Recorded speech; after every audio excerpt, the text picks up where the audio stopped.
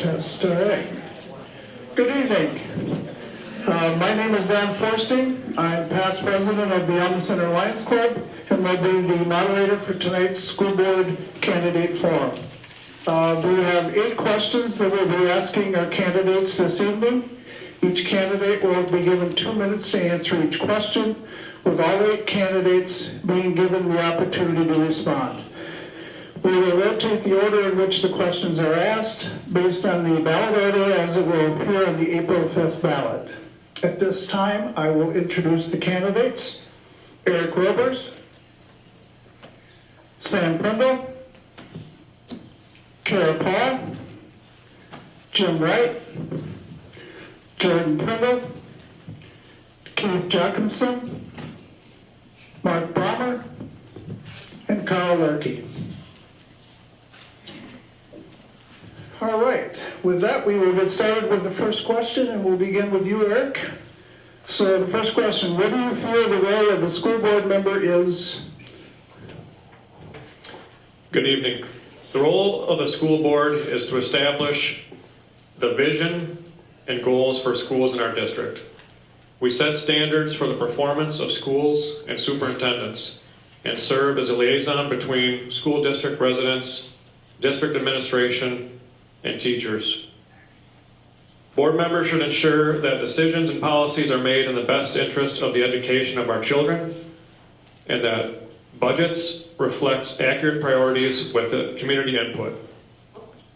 The school board should advocate for children, for students and parents with the goal of educating and developing young adults for life after high school.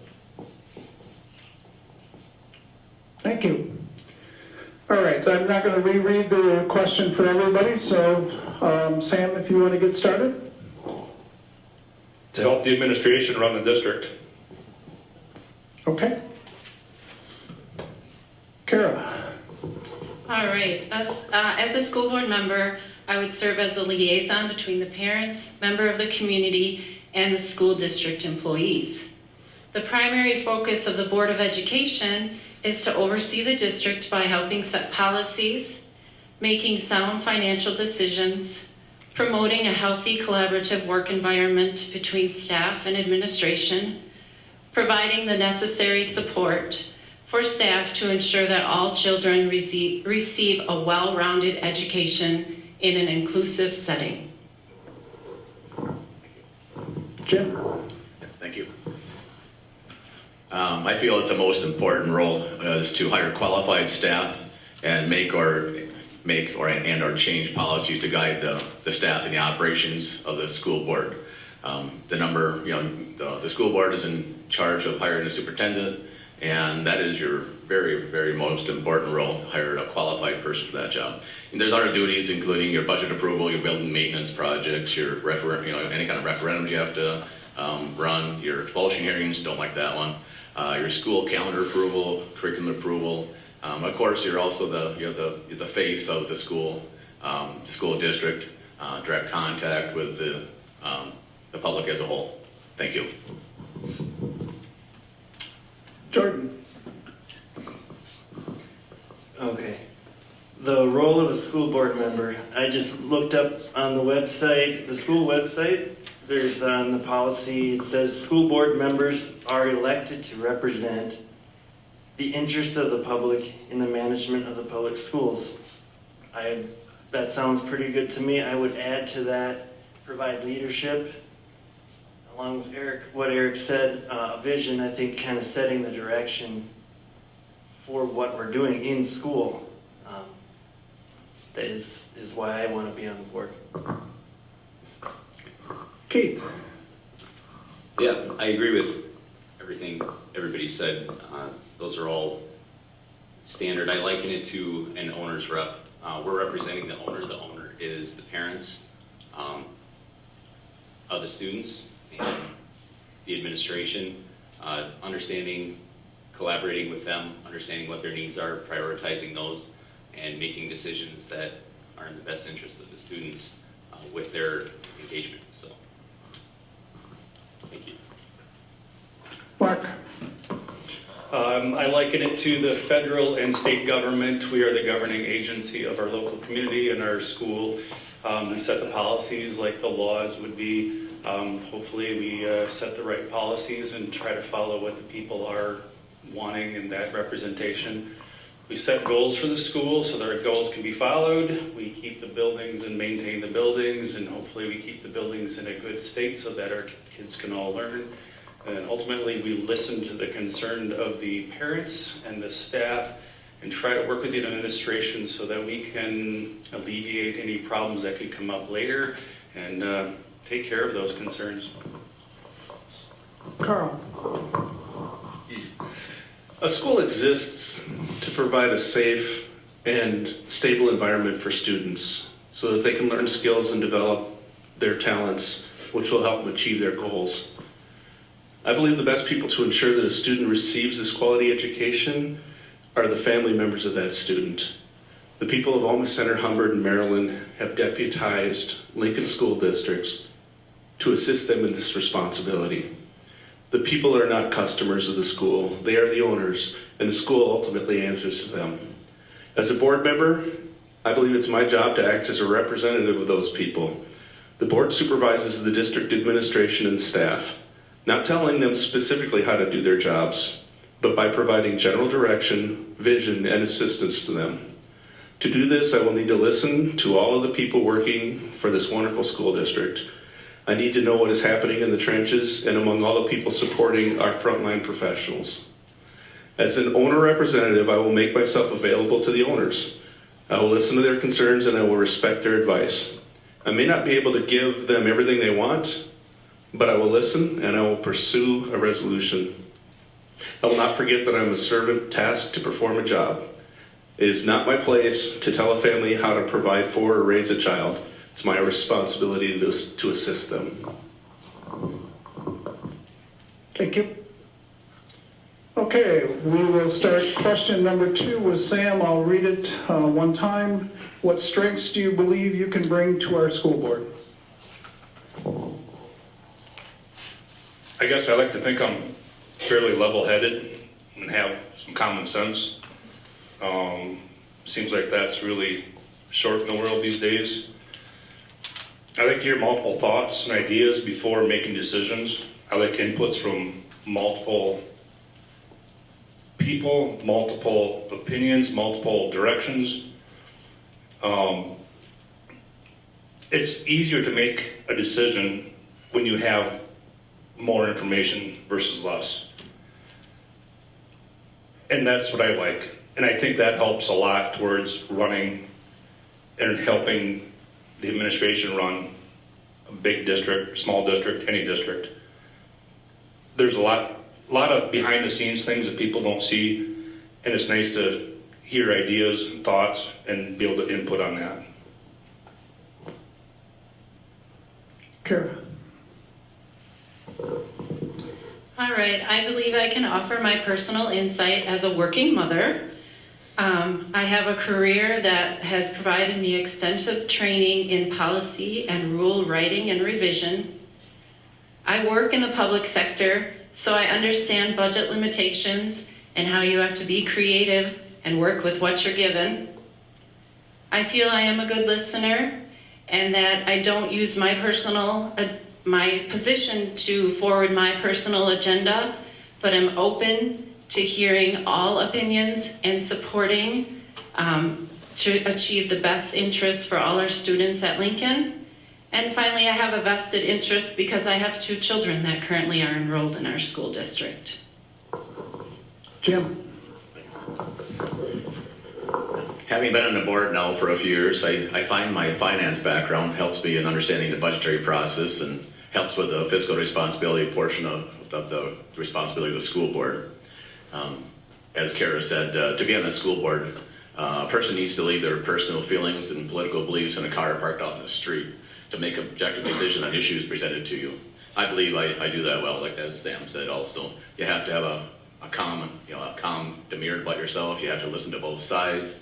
You have to take all the facts in, and you have to be objective. Sometimes it goes against your feelings or your political beliefs, but sometimes you have to do that for the whole of the school district. Thank you. Jordan. I try to think outside the box sometimes when something is challenging. And I don't think that this is the way we've always done it is a reason to keep doing something, especially if it's not working.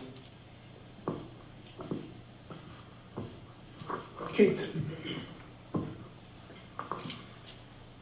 Thank you. So my background is construction. Went to Stout, have a vast experience, some time in the military. I am open to hearing everybody's perspective. Along with that comes making tough decisions. I think that I'm able to do that looking at all the facts objectively. I'm willing to be engaged. Doing this is stepping pretty far outside my comfort zone, but I think it's the right thing to do. 4 kids in the district. I'm very interested in the outcome of their education, and I think I bring a fresh perspective. I'm not from Black River, I'm not from Alma Center.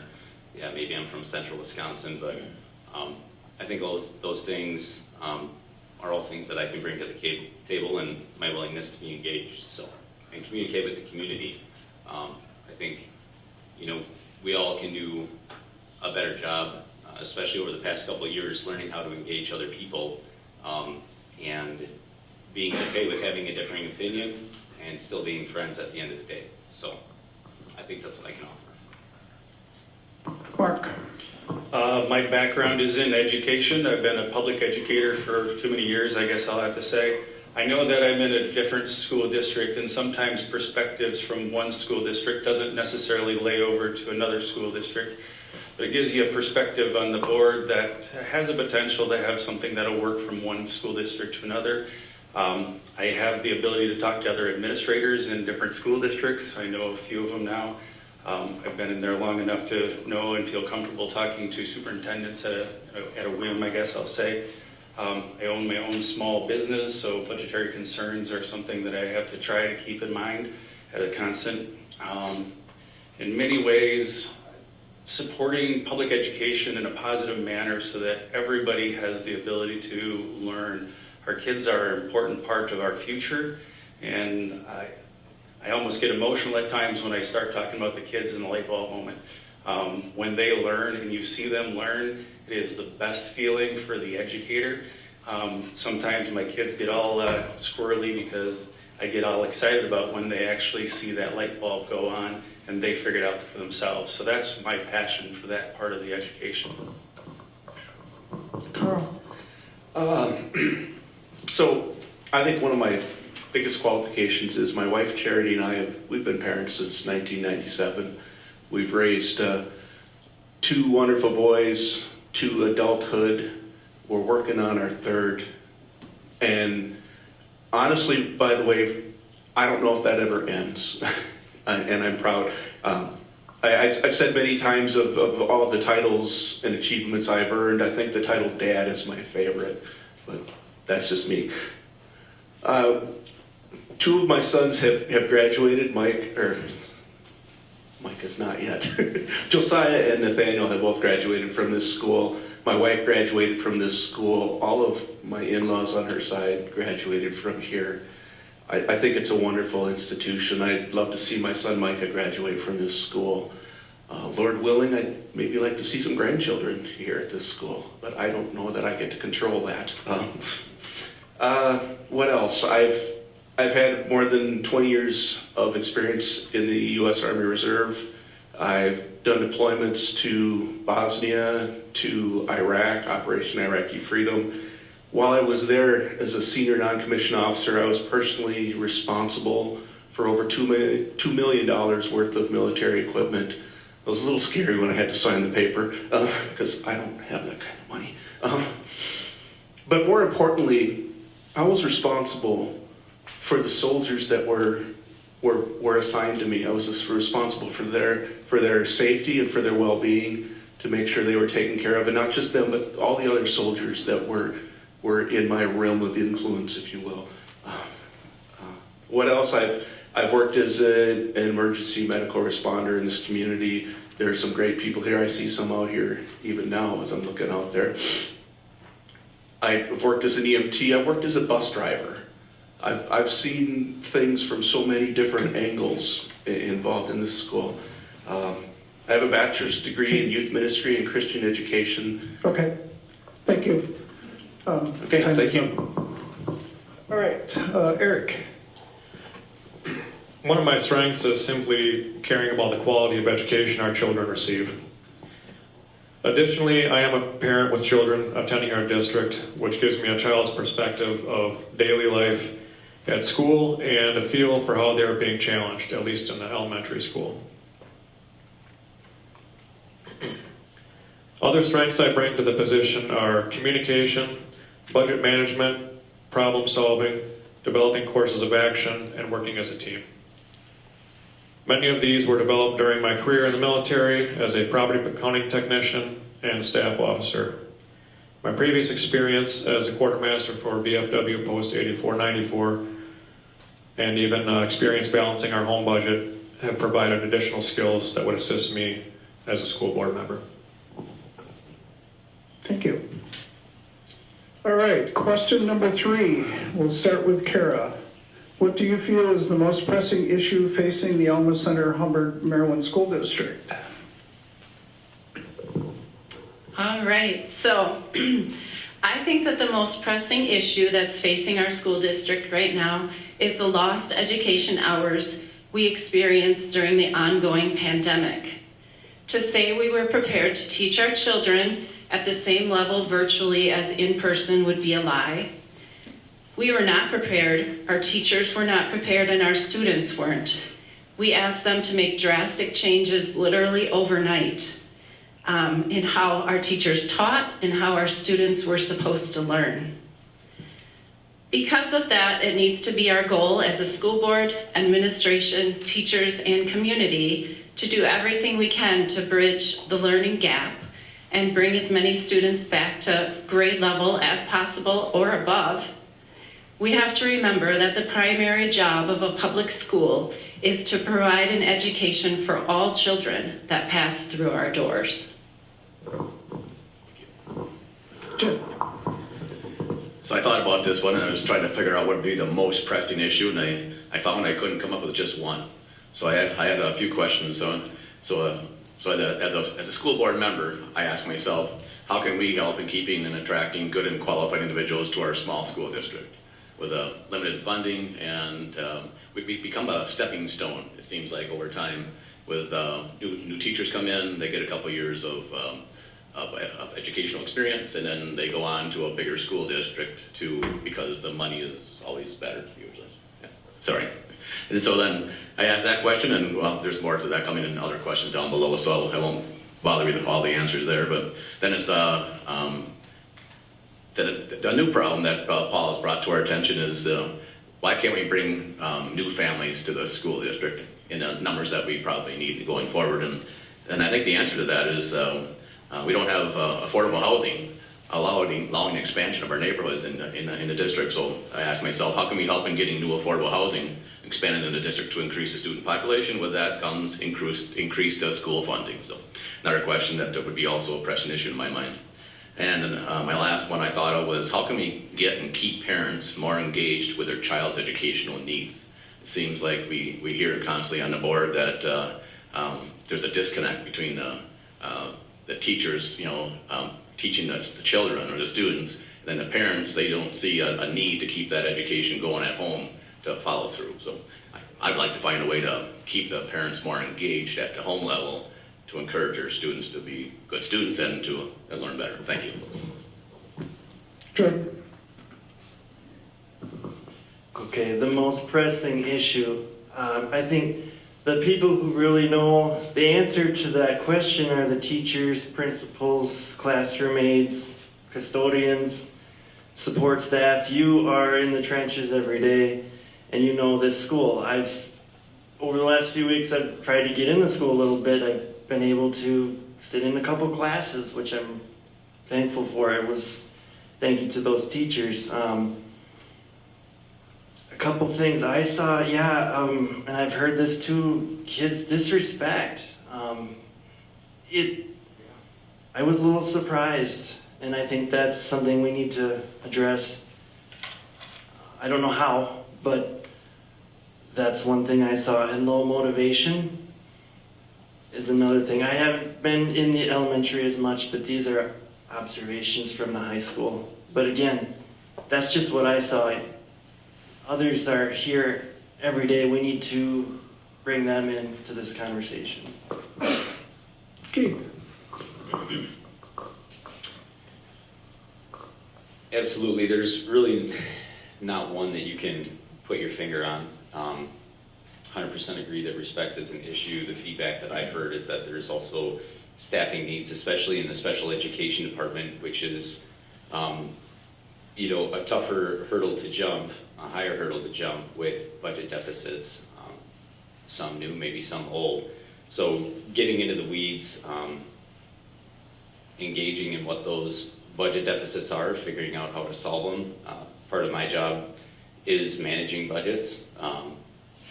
Doing the referendum in Black River Falls right now for that school district is $25 million is part of what I do. So hopefully there's something I have to offer there, which, I'm not saying I have all the answers either, but I can be part of the solution.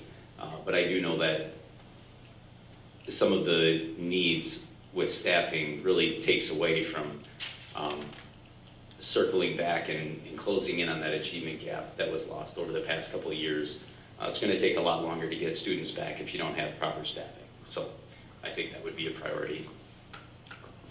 Mark? Number one issue with any school right now is staff retention. You'll hear that probably from a lot of us here. Fewer people are going into education at the college level. I know I'm guilty of this years back. I used to always tell the kids, go into education, you're not going to earn yourself enough of a wage. So staff retention is difficult, especially with the budgetary constraints that all school districts are having or do have. With fewer people going into the education within college, there's fewer people to choose from. So research shows that a staff member that sticks around a school district actually is better for any and all kids or students because they build better and longer relationships with those kids. So you get better results from those kids, and since you get better results from those kids, you have the problems that will potentially go away with, kids acting out or whatever. And there's no doubt about it, the job market is hot right now, so it's driving up wages, and there are jobs out there that are less stressful than education that are actually paying higher rates than we are paying our current staff. So our support staff is paid at a level that you can go and work at Quick Trip for. I know this story from Arcadia. They lost 2 teachers to Quick Trip, and they pay them more than they were earning in the education itself. So that's a tough pill to swallow. Carl? It's a complicated question. I just did you notice as I was listening when I'm hearing Jordan was talking about behavior in the classroom, and then Mark's talking about retention problems. I wonder if those are related, maybe. Maybe a lack of respect for a teacher. Maybe it's hard for them to want to stay. It's just something to consider right off the top of my head. I sometimes think, I'm not sure the best way to say this, but it almost seems like in some ways maybe we don't have a clear vision. We don't have a clear objective. I think a lot of these things seem to be symptomatic of that. And there's been a lot of confusion from the COVID and from everything. I know, kids are wondering, are we doing this safety thing today? Are we gonna have classes in school? Are we gonna have classes at home online? Are we gonna have classes at all? It's a very unstable environment. It's very difficult. I've heard a saying, it says if you misplace the ending, you lose the plot. And I think maybe that's what we need to do is get together, especially with the teachers, and talk to them and see where are the needs, where do they need assistance, and where can we learn from them, because they're dealing with it every day. I guess that's all I have to say on that, or I could say a lot more, but I don't have enough time. Okay. Eric? After receiving some feedback from a couple of teachers within the district, I would say the most pressing issue we're facing is the lack of a permanent qualified special education specialist. The reason why I believe this is the most pressing issue is that teachers may be forced to spend a relatively large amount of time with a small number of students who are either unable to comprehend instruction, show progress in their current grade, or have behavior problems.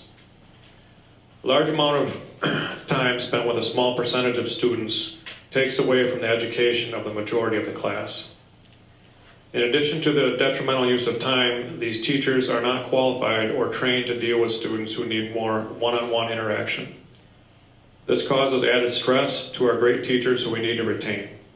Additionally, teachers need updated policy, guidance, and support when faced with initiating any disciplinary action for students who may be causing distractions in the classroom, which take away from other students' education.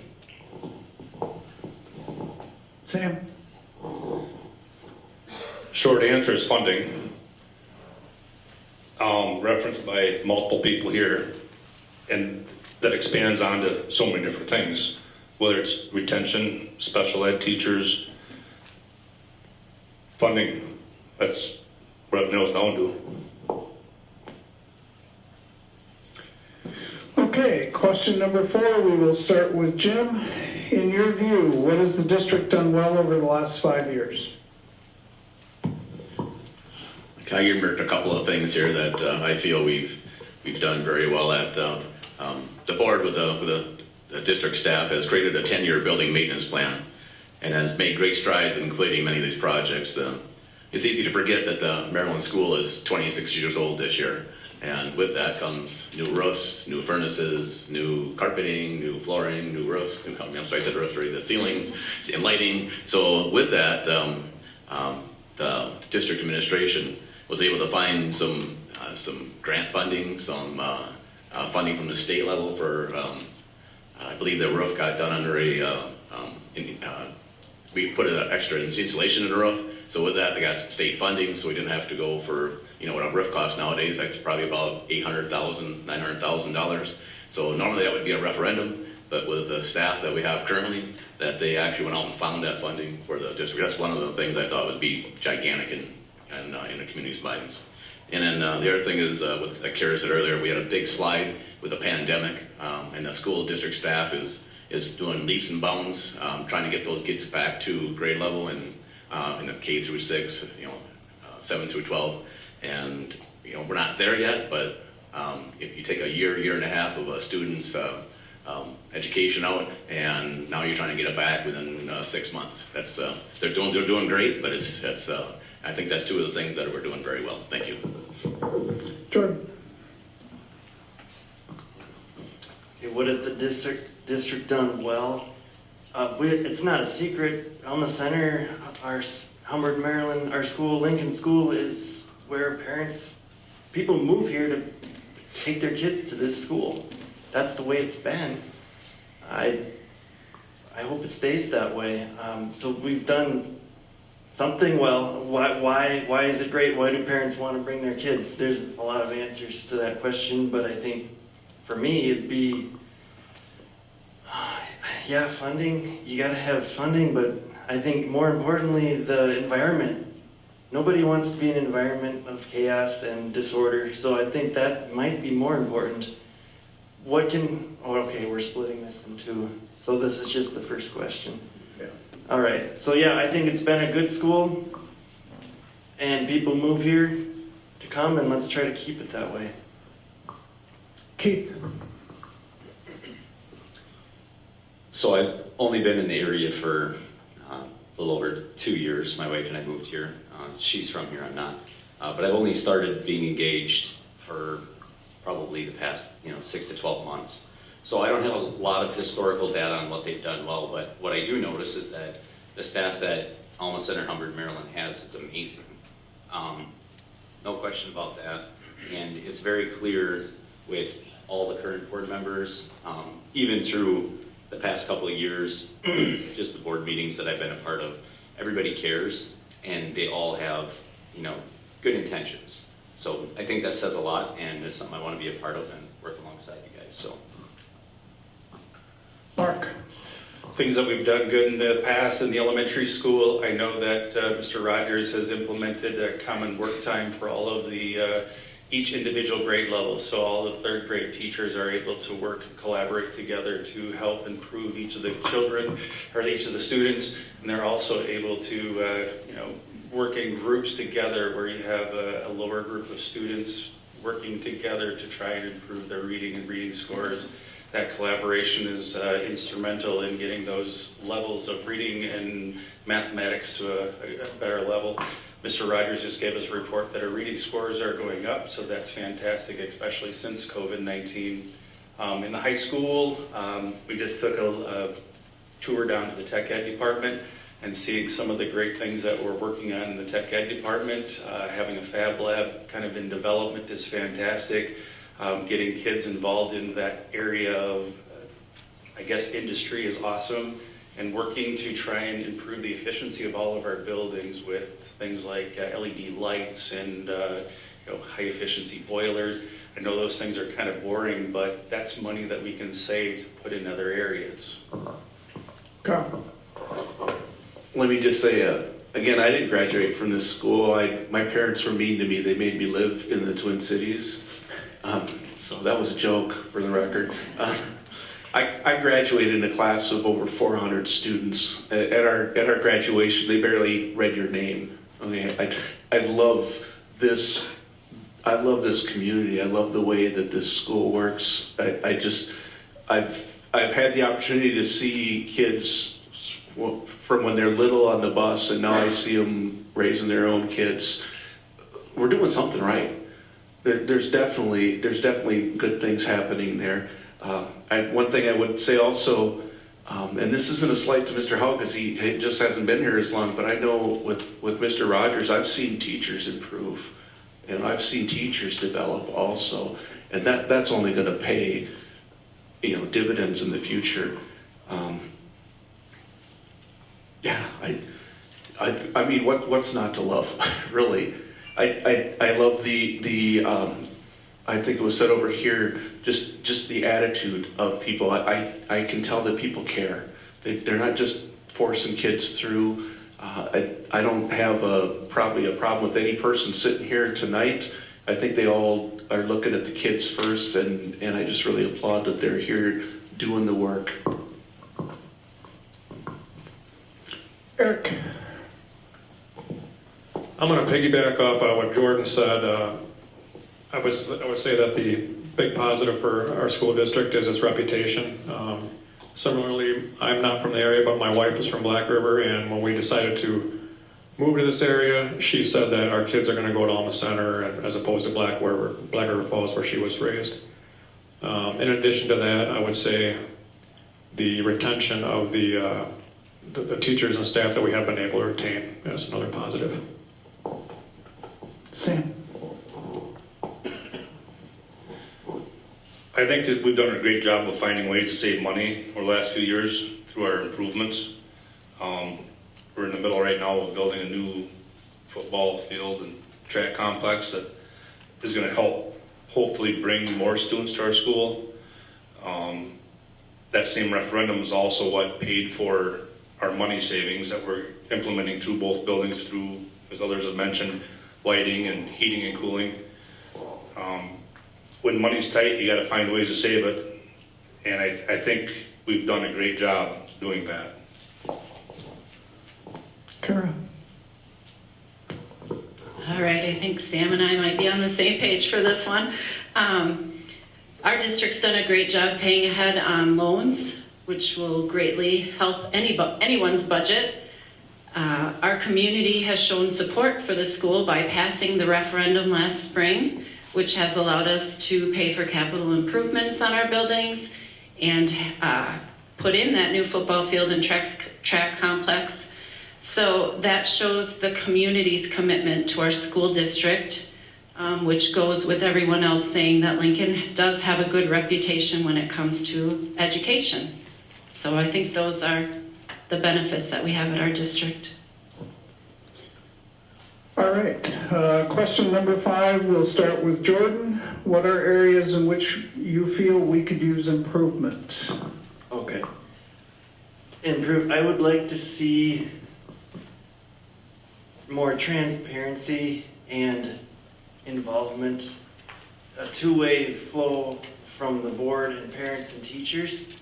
I'd like to see, I started going to board meetings when I think September or something, and it was kind of interesting. I guess I didn't feel it is a little intimidating to come, and a lot to figure out, a lot to learn, but I think I would like to encourage more parents to come and have more involvement. Keith?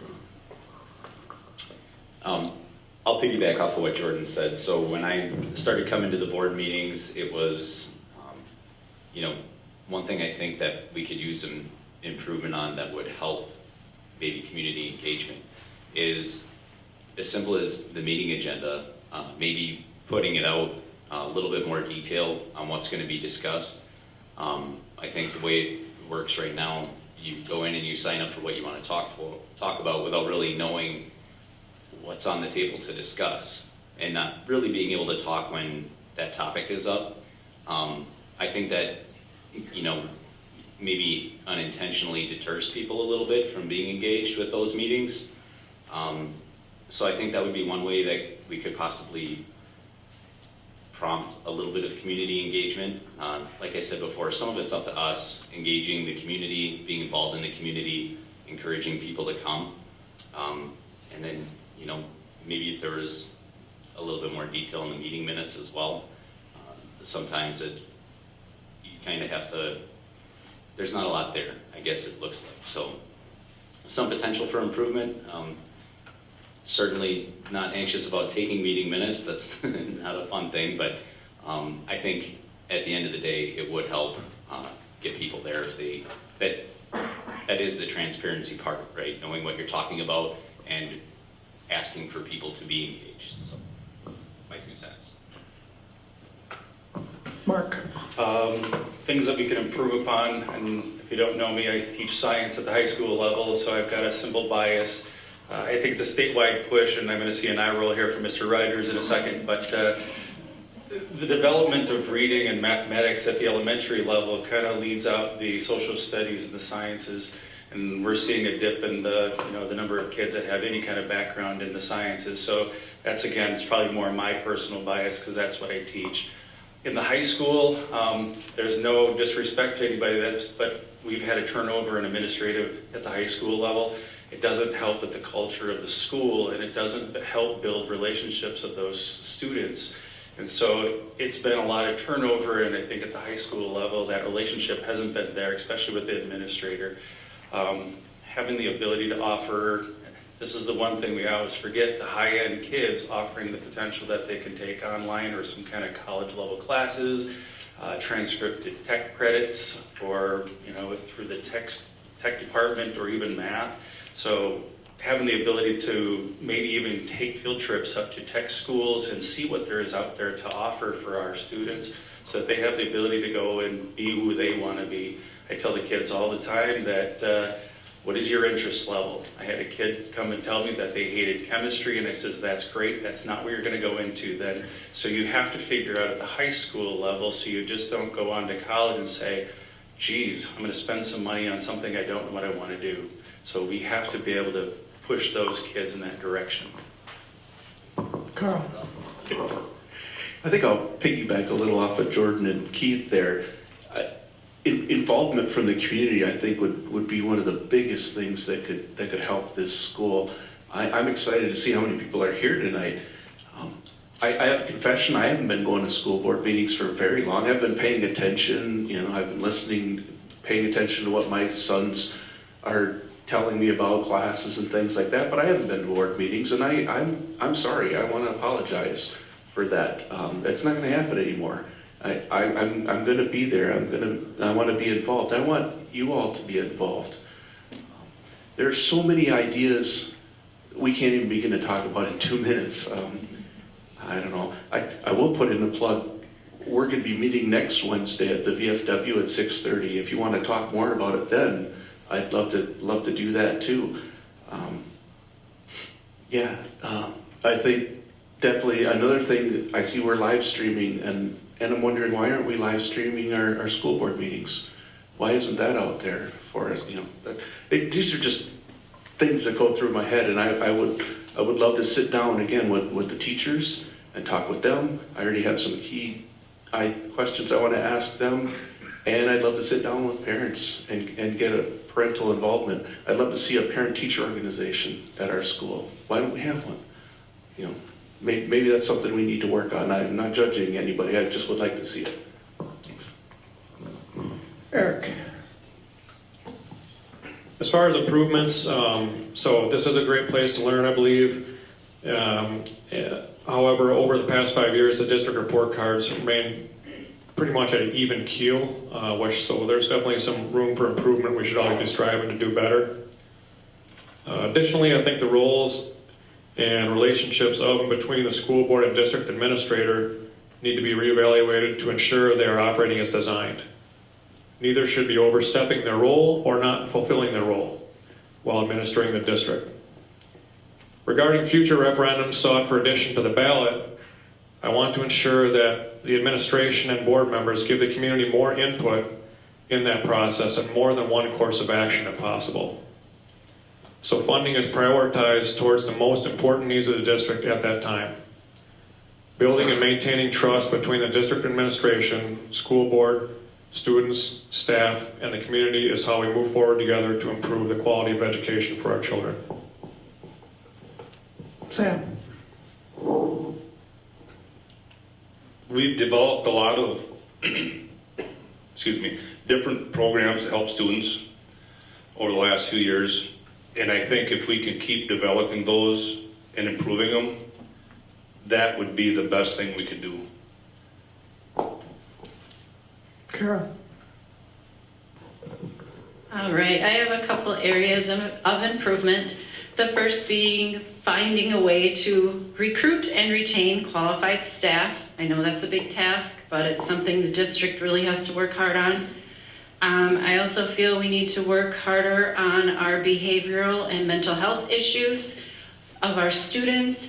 And I think that might help if we can get more parental involvement and accountability for students and parents. That might help with some of our disrespect that's been going on at the high school. And then the final thing would be having a method to push our high achieving students. There's a lot of government funding available for special ed, and which is definitely needed, but our higher end students sometimes get lost in the mix and they're forgotten about, and there isn't extra funding for them. So I think our school district is doing a good job right now, but I think it's an area that we could definitely still improve in. John?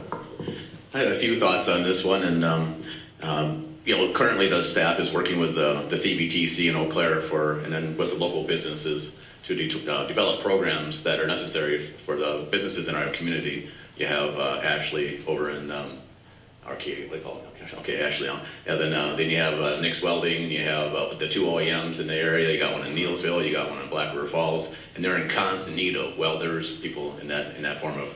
So I think a partnership with the CBTC. Then I know we're working on that currently, but to expand that would be, in my mind, not just only maybe with the local businesses, but they have the CAD/CAM drawings. They have computer tech stuff. So I want to see that expand. If you can, I know he's working on it right now, but I just see that keep going.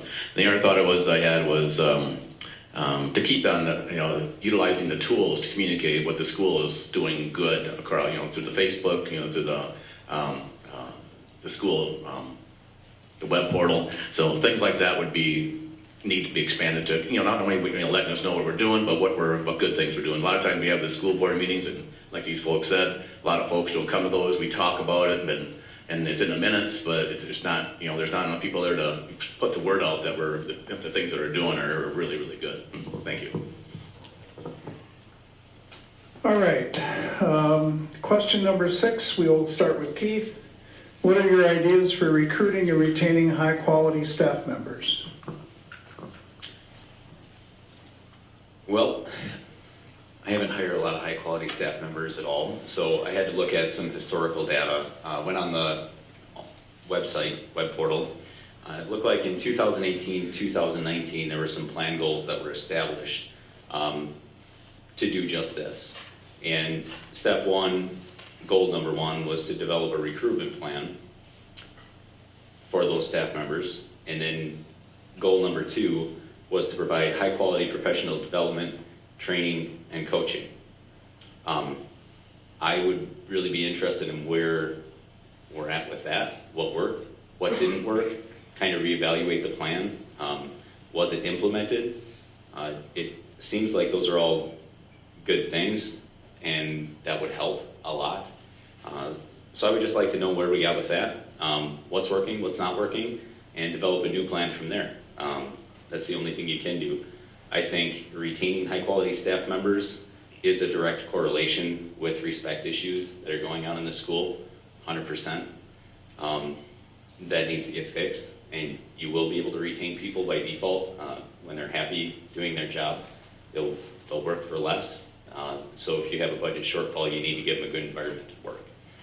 And then I think the only other option you could really look at is bringing in a consultant and seeing what their opinion is. And I know that costs money too, so just some ideas. Thank you. Mark? Recruiting staff is simple as say, pay them more, but with budgetary constraints, we can't always do that. There are ways around trying to get on a bigger cooperative for our health insurance to reduce the pay. There's longevity pay that we could try to retain our more elderly staff, if you will. Include our staff in both decisions and maybe include the staff in interviewing for the administrators.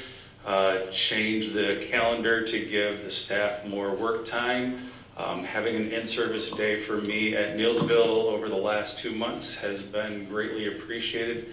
It might be a little bit different than the lab sciences. I have a chance to actually clean the chemicals up in my room and actually get them disposed of and put away. But my mental health those days have been so greatly appreciated. It sounds kind of funny, but we play trivia for those days at our lunch hour, and just laughing with the staff has brought us all to a good collective group of people. So stuff like that has been improving our mental health and our morale in our staff. Carl? I wonder if any of you remember a gentleman by the name of Reggie White. Anybody ever heard of him? I can remember when he came to Green Bay, and that was so exciting, and that was such a huge plus to our defense, right? It's ours, right? Because we're all part of the Packers.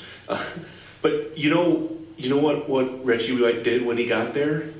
He got on the phone and he called his friend Sean Jones. And Sean Jones came to Green Bay. And other people came to Green Bay, and they wanted to be part of it. It was almost, what's the word I'm looking for? Whatever. It was contagious. They wanted to be part of something bigger, something better. And I think that's somewhere, if we're hamstrung on funding, then maybe we need to work with our teachers and make this a place where they want to be here. And they're so excited about being here, they want to bring other people here. I have another apology to make. I didn't mention that this summer, my son added finally a daughter to the family. They've been married now since what, September was it, honey? I don't know. Anyway, she's a teacher. Did I mention that? She's an English teacher. And one of the things she said to me, she said, I'm so frustrated with having to do all these other things. I have to do all these disciplinary things. All I want to do is teach English. That's all I want to do. And I think we need to help them do that. Obviously, discipline is something that they have to do. I didn't want to do discipline when I drove a bus. It has to be done. But what can we do to make that easier, to make it better for them? I think there's a wonderful opportunity for us to listen to teachers and get ideas from them and see where we can implement those things. Eric? Like was said earlier, competitive salaries and benefits is always a great way to recruit staff members. However, in a broader long-term vision, the solution will require board members and administration to interact with teachers on a more frequent basis. Teachers need to know that their concerns are being received and action when possible. A teacher who feels like their concerns are addressed and who later sees action taken directing resources to those concerns would feel like they are part of an organization that truly respects their challenges and contributions. We need to provide teachers the tools they need to perform at their peak. In addition, the administration needs to hold teachers accountable for their actions, behaviors, and results. Teachers also need reassurance that the administration and board will stand behind them when dealing with any student disciplinary actions. Accomplishing all these things over time will help spread the word that Alma Center-Humbird-Merrilan School District truly makes the education of all students a priority and really takes care of their teachers. A quality work environment has value that can be comparable to wages and will help attract and retain quality staff. This approach will also attract new families and students to our district and may increase open enrollment revenue. Sam? We've started talking about a few different ideas. The area is short on housing, short on daycare. Getting a tie between the school and the community to help improve both of those will help a lot. The last year and a half, well, going on 2 years now, trying to find substitutes has been awful tough with sick calls. Subs don't want to come in. So we have our staff giving up their prep hours to cover a class because they don't have a teacher. We need to fix that. Teachers need their time to get ready for their next class. Don't know exactly how to do it yet, but those are what we need. That's what we need to do. Teachers need to have the time to do their job. We also need to, and I honestly think our different principals are doing a great job with development. And as long as we continue doing that, we'll be in a good situation. Kara? All right, so ideally to recruit and retain quality staff, we would have an unlimited budget, but we've all agreed that that's not an option for us. And like Sam said, we do lack housing and childcare services in our school district. We are currently, our administration is working with partners to try and find a way to ease some of the childcare shortage problem. And so I think if we were able to do that, that would definitely help in our staff recruitment and retention. For our current staff, we showed a small token of support to our staff by offering them a stipend this fall, or maybe it was spring, as a way to say thank you for all the extra work that they put in and continue to put in, covering other people's classes, working with online students. We did what we could to offer a small token to say thank you. The district has also encouraged staff and hopefully is continuing to encourage staff to be part of the conversation when all these difficult decisions were being made, especially during the heart of the pandemic. We were open to hearing their ideas and wanted their input. So as a public school, we know our funding is always going to be limited, but support can be shown in actions by listening, offering flexibility whenever possible, and encouraging teachers to be part of the solution when challenges arise. Jen? Thanks. Having the issue with the staff, when we first joined the school board, we had, your K through 6, a job would open up and you'd have 40 applications. I think the last time we had application, a K through 6 job open up, we had, I think maybe 8 or 10. So we can see in like a 10-year window how that has changed dramatically. And like they said earlier, like Mark said before, there's less and less people going into the school education. So that's, you can see that right there, and Brad can attest to that, I'm sure.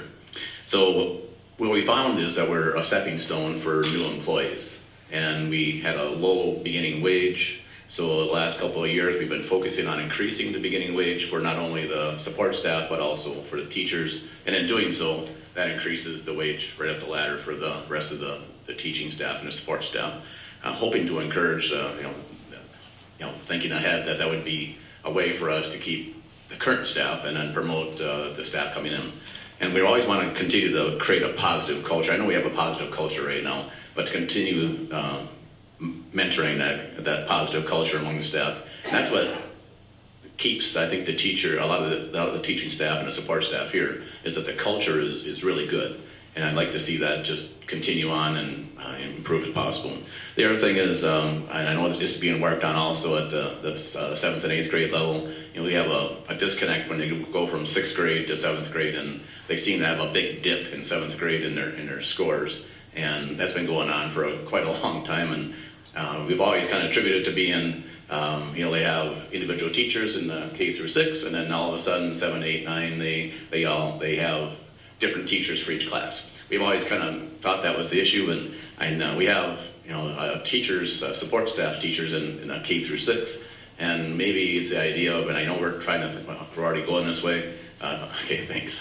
We're already going this way, but and I just want to see that continue on. Thank you. Jordan. Okay, I don't have too much to add to what was said. Yes, we have to offer competitive wages for teachers. We have to do that. I run a business, and you won't get people if you're not in the ballpark. And then along with that, the environment. I hope we have a good culture. I know a lot of ways we do. As far as students, again, I'll just hit on that. I think there's something there that needs to change, the way the students talk to the adults. And then one more thing I'll say, as far as, I don't know if this would help or not, but parents, I'd urge you to reach out to your kids' teachers, even not just when something's going wrong, but when things are going right, and say thank you. And you never know, that might encourage that teacher just when they need it. All right. So, question number 7, we'll start with Mark. Facing falling property values due to sand mine closures and rising insurance wage costs, what are your thoughts for addressing a potential budget deficit? Probably the most difficult of all the questions that we have tonight. Changing our staff, cutting staff is not the answer for that, because we still have to help all of those kids, and there's so many. In some cases, there are some that are very needy, and they need our help to be able to get to be functioning adults. Changing the mill rate and taxing at a higher rate doesn't help out, because our main industry is the property owners or our farmers. So they are already strapped. So the most difficult of all the things is just this question. What do we do in a rural area? We are competing with La Crosse and Eau Claire that are big school districts. They have high property values already. They have tax rates that feed into that school district. They can offer staff at a higher rate, and they're all within 1 hour drive, which is very close to our school district. They could actually live in the Lincoln School District and drive up to Eau Claire for a higher wage. So working with our local area is very difficult. So promoting, I guess, benefits within the state of Wisconsin to try to get our equalized value of our spending and our budgetary means, I guess, spread across the local areas or rural areas is going to be a bit more beneficial. Working with the federal government in some way, shape, or form. I know right now it sounds terrible to say, but there's something called the budget surplus in the state of Wisconsin right now, and our Assembly and Senate are having to work on trying to figure out what to do to spend that. Carl. I will definitely agree. This is a difficult question. And I don't know how to get into all the specific details. I know this. I was taught at a young age, if you don't have enough money coming in to pay the bills that are going out, you can do one of 3 things. You can increase your income, you could decrease your spending, or you could do both. Other than that, I don't know what solution there is. And like you say, I don't know how we increase our income. You can't get blood from a stone, right? I mean, we tax people, do we want to tax them more? I don't know if that's a solution. Again, cutting programs. I don't want to do that either. So, but I will say this. I'll say that I don't have all those answers, and this is definitely a place where we need to appeal to you people, and you need to help the board say what is important, where do we need to.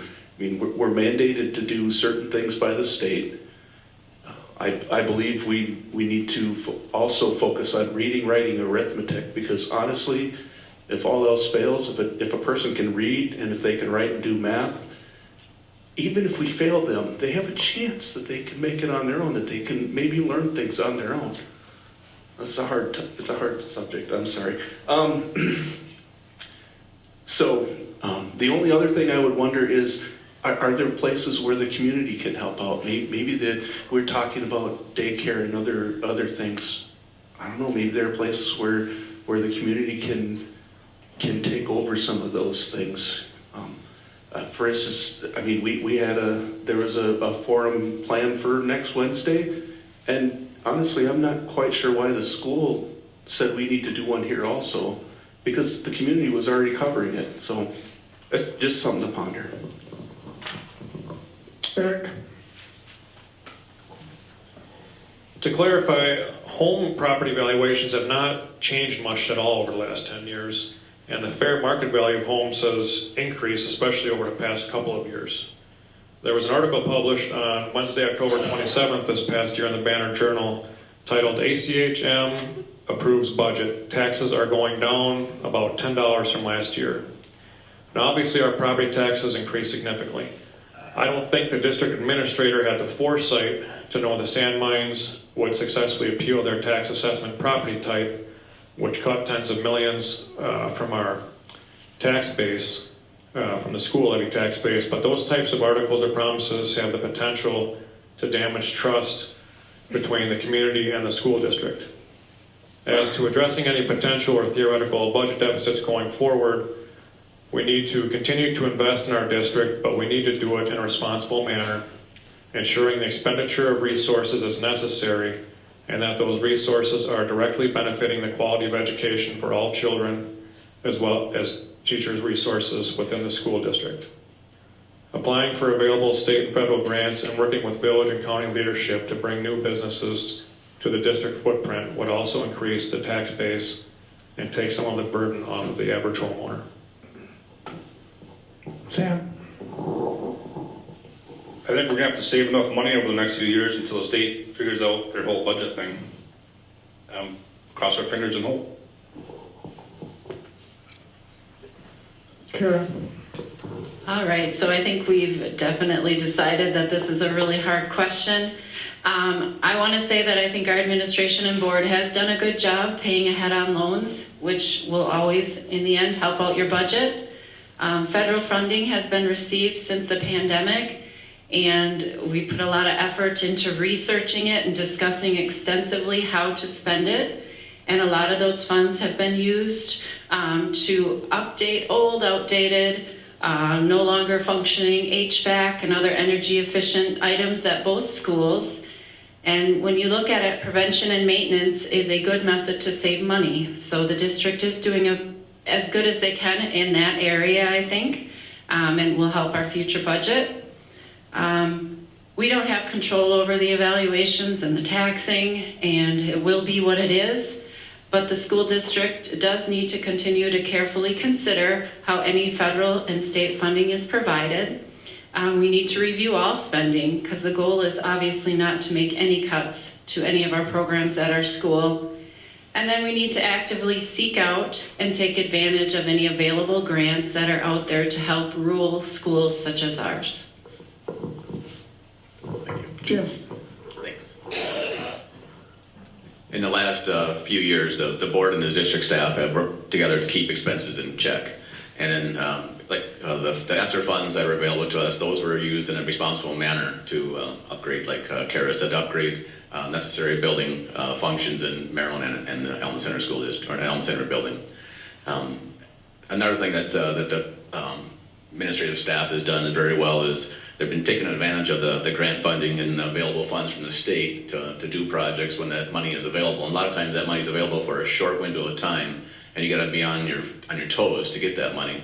And I believe our district staff is doing a very good job at that, which makes them fiscally responsible. And one other little thing that we did a few years ago, and one of those things behind the scenes you don't understand until you have to participate in it. But we put a policy in place to protect the fund balance from going below a certain percentage of the total budget. And what that does for us, it lets us get us a higher rating on your bonds when you do have to do building projects that require referendums that we got to borrow on. And you go from a B to an A to an A plus, A plus plus. If you don't understand how that works, that's percentage points. And in doing that, we kept our rating at an A plus, I believe, at that time, and which is gigantic. It saved you tens of thousands of dollars in interest. And then, like Kara said before, when times are really good, you have extra money, then you pay ahead on the principal, and then again saving tons of money. And again, that's what our school district is doing. Thank you. Jordan. Okay, I haven't been on the school boards, and I don't know enough of the ins and outs of the budget to really answer this question, but I would say if budget shortfalls are imminent, prioritizing the essential programs is what we would have to do. And at the same time, I'd like to see a financial report that's easily read, put out for everyone to see, going back to transparency.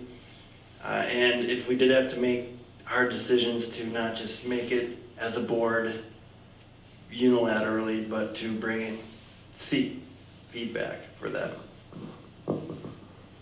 Keith. Kara actually answered a couple of my questions. Thank you. This is a topic I need more information on. To be perfectly honest, I don't know all the ins and outs of it as far as the budget shortfalls. We talked about ESSER funds, the federal funding. How are we using that? Is it all spent? Do we have other opportunity to use more of it? Do we have a plan to spend all of it? What happens with it if we don't use all of it? A lot of questions that come to mind right off the cuff. Are we planning ahead for operational funding? Are we projecting any shortfalls there that we would need to go to referendum for? Just kind of getting involved, being a part of the solution. This isn't something that I think anybody has control over, but getting a handle on the factors and controlling what we can control and making smart decisions outside of that. We develop spending plans. I heard them say we develop savings plans, we pay ahead. That's great. The savings plan especially, not finding new ways to spend money, but finding ways to save money for when you have, almost like an emergency fund where you have special needs staffing, that roles that you need to fill. You've got money in a hopper to take care of those. So I know sometimes that's more applicable on a home level, on a personal level for a lot of people, but maybe there's some part of that makes sense for a school district as well. But there again, I don't have all the answers, just my thoughts. Thank you. All right, our last question, we will begin with Carl. Why do you feel you would be a good candidate as a school board member for the school district of Alma Center-Humbird-Merrilan? Maybe this is the hard question. As I said before, I'm vested in this school district. I followed a girl home one day, and I've been living here ever since, and this is where I want to die. And I've had two sons come through here and another, and I'm looking for, like I said, I hope one of them's smart enough to stay here and raise their kids here too. I'm also interested in having a school that will provide a quality education for my neighbors and for their children. I heard a couple of you guys say, oh, I don't know this and I don't know that. But I don't necessarily see that as a weakness. I know there's a lot of things I don't know. One of the things I do know is I know that when I don't know, I need to find somebody who does know. And I'm willing to set my pride aside and go ask somebody for help. go ask them, hey, I don't understand this. Can you explain it to me so that I can make an informed decision? I think Sam even said the more information you have, the better the decision you can make and the easier it is to make it. So anyway, I don't see myself as running against anyone here. I see myself as running for things, for principles. I'm running for the principle of quality education for our kids. I want to see respect for the students, and I want to see respect for the staff and the teachers, everyone involved. And I also want to see a district where we honor the rights of the parents and we honor them as the decision makers for what happens with their children, and we also honor them as, again, the owners of this fine institution that we have. Eric?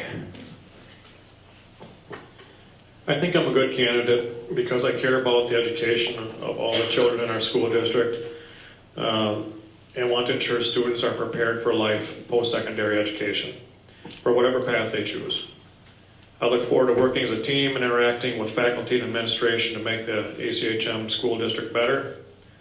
I'm eager to further my knowledge in the budget process and improving communication and transparency between the community and the administration. And lastly, I'd like to give a reminder that next week at the VFW, we'll be hosting another candidate forum. We'll be doing some Q&A from the public as well. Thank you. Sam? Starting out, I think we have 8 really good candidates up here. It's neat to see people who want to be involved with the school board, with their community, with their kids. And I think it's fortunate for our community to have 8 people who want to be involved. For me, myself, I got on at about the worst time, 3 years ago. 2 years of absolute blast. Been a lot of fun. Not. But I've learned a lot in the last 3 years. It's been a challenge. There is so much more behind the scenes that the general public doesn't realize that there is. It's a real eye-opener. And until you actually do it, you really don't know. It's been a challenge, but I've enjoyed it. I've enjoyed having input into what our district does. I have one daughter yet in school. I had a daughter graduate last year. I've lived here a majority of my life. I graduated here. This is my school, and I want to be part of it. Kara? All right, so I am currently serving as a first-term school board member, so I got on the same time as Sam. It was a challenge learning how this all worked, and then we threw COVID into the mix, so we got to spend a lot of extra time together. But I've chosen to run for re-election because as a working mother with 2 children currently in the district here, and one that graduated last year, continuing to be on the school board is a way to show my support for the district, my children's education, and my community. There are no women currently on the school's administration team, and none on the election ballot other than myself. So I feel it is vital to have that perspective as a working mother during part of each conversation, and when decision making is being made. We need a well-rounded representation of our community. So it's been a long couple of years with many challenges and uncertainty, but I hope to continue to support the school district and my community as a Board of Education member.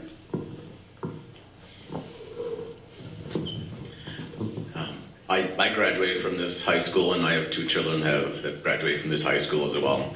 So I've been a board member for a while now, and I believe it's given back to the community, and I still enjoy, and I feel there's just a lot of challenges left on the school board that we could still tackle, and I would like to be part of that board. To be a good school board member, I believe that you have to be able to see both sides of every situation. You need to take in the facts, partake in a discussion in a friendly manner, and make your vote in a manner that is best for the school district as a whole, sometimes taking your personal beliefs out of that equation. I find that letting your personal beliefs or political beliefs into that equation clouds your vision for what your role as a board member really is, which ultimately is to ensure the students get the best possible education in a safe environment. Thank you. Jordan? Okay, I went to school here as well and grew up on a farm south of here, dairy farm, and really enjoyed that. I agree with what Carl said. I plan to be here for a long time and no plans to go anywhere. I am determined to do my best to work to understand the root causes of what's really happening and work with people even if I don't see things the same way, but try to work to get the best outcome possible.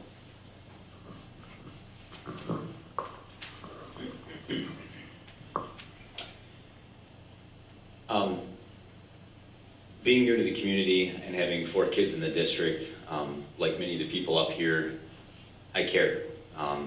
I have a sincere interest and concern in the well-being and their education while at school. I came from a small town, not from here. I'm from Stratford. This feels like home though. This is where we plan on being. This is where where our roots are going down.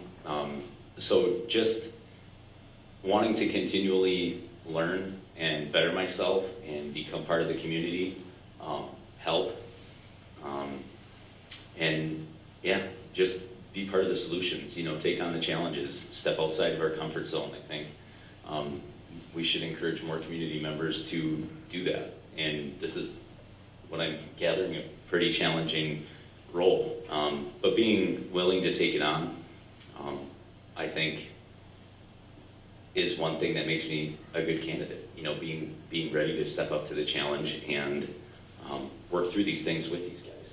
So, yeah, I appreciate the consideration. Biggest issue here is I've got a strong passion for the public education system, and I'm vested in every bit of it. For the most of this school year, my schedule has been pretty demanding. I wake up at 4:30 a.m. so that I can get to the bus garage in Neilsville. I plop my seat behind the wheel of a bus to actually drive 3/4 of the way back to the Lincoln School District so that I can pick up my kids and get them back to school. My wife gives me a hard time about it. She says, "Why do you do it?" If I don't have kids' butts in seats, I can't teach them. So if I have to figure out a way to get those kids there, that's what I'm going to do. I'm also a person that has a box of granola bars in the top drawer of his desk because when a kid comes in hungry, he knows where to go to get one. So having that passion for those kids and having them learn and have the ability to better themselves, whether they want to go into the world of work, tech school, or college. I think everybody has the ability to go on and get out of the rut that they are in and go off and live the life that they should. That's my belief.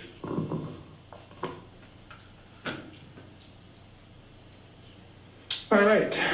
I would like to say a special thank you to all the candidates. I have a script here that I was supposed to finish up with, but I'm going to deviate off of that script.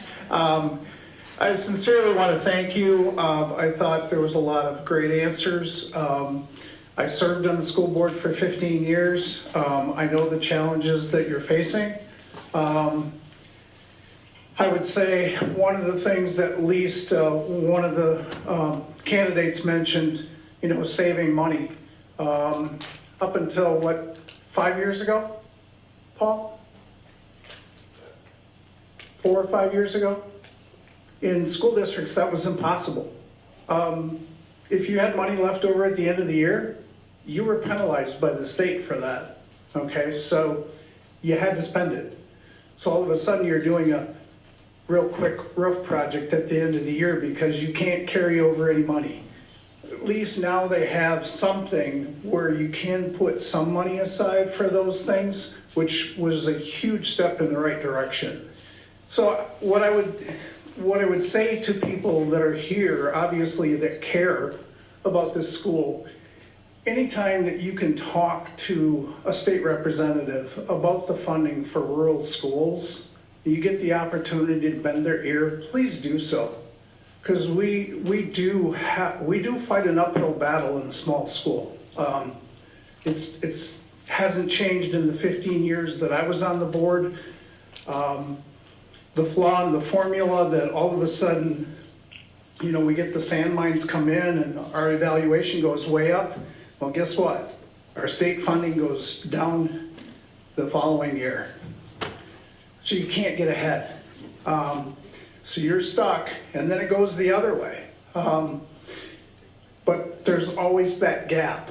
And so I think it really penalizes schools and makes schools really tough to try and meet the needs of the staff, the students, the community when faced with those challenges. And it takes really good board and administration to meet those obstacles. So I really appreciate the people stepping up.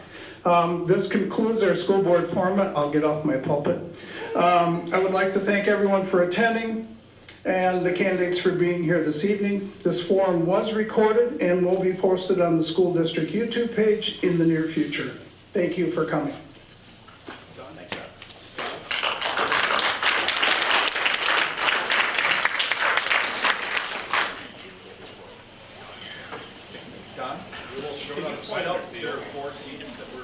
Oh, yeah. I can have one for. Yeah, just so the people over here know, there are 4 seats open. That's why there's 8 people running for the 4 seats. Just to clarify. Thank you.